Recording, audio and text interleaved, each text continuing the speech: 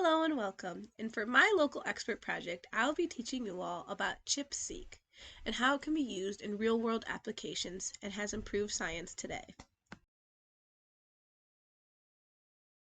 Hello, let's start by discovering what ChiP is. ChiP takes chromatin immunoprecipitation assays and combines them with next-generation sequencing.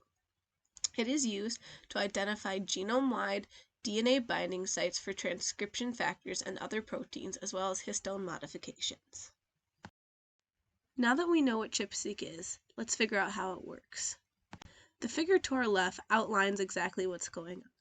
The process begins when DNA is fragmented by sonification. After fragmentations, antibodies specific to the protein of interest can immunoprecipitate to the DNA.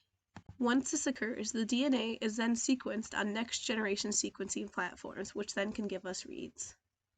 When doing sequencing, it's important to use controls to make sure that the data we are collecting is actually significant.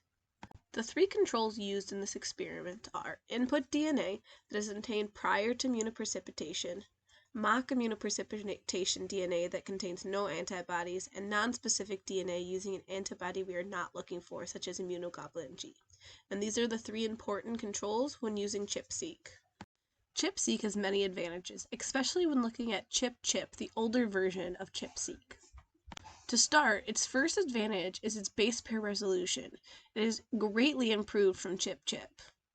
The next advantage is that it suffers from less noise because of the loss of the hybridization step that is required in ChIP. Lastly, it has much higher genome coverage because it's not limited by the probe sequences like ChIP is. There is some limitations associated with ChIP-seq, with the first being it is very costly. So ChIP is about $400 to $800 per array, while ChIP-seq is $1,000 to $2,000 per Illumina lane, which means it's very expensive. The next is that it's been seen to have some bias towards GC-rich content and fragment selection.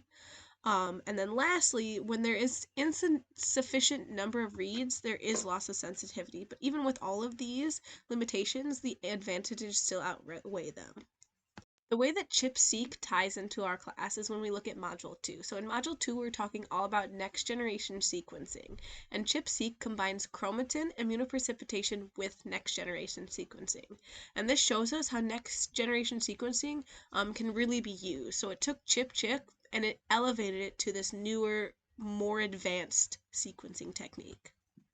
Now that we know how ChIP-seq works, it's time to look at how it can be used in research. So the first research article we are looking at is cell cycle-dependent gene networks for cell proliferation activated by nuclear CK2 alpha complexes.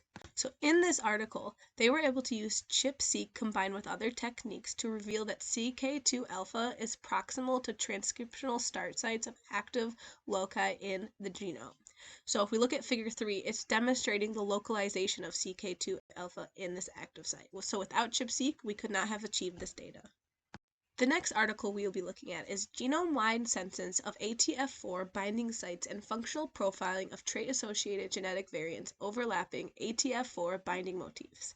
So ChIP-seq was used in this article to probe the chromatin binding sites of ATF4. And what this was able to tell us was where the specific binding sites were. So if you look at the table on the left, that is exactly what it is showing us. The last research article we'll be looking at is transcriptional profiling of human endothelial cells unveils PIEZO1 and mechosensitive gene regulations by pro-oxidant and inflammatory inputs. ChIP-seq was used to reveal that P65 was bounded to the PIEZO1 promoter region, and this was increased by stimulation with TNF-alpha. So this is what the table on the left is showing us.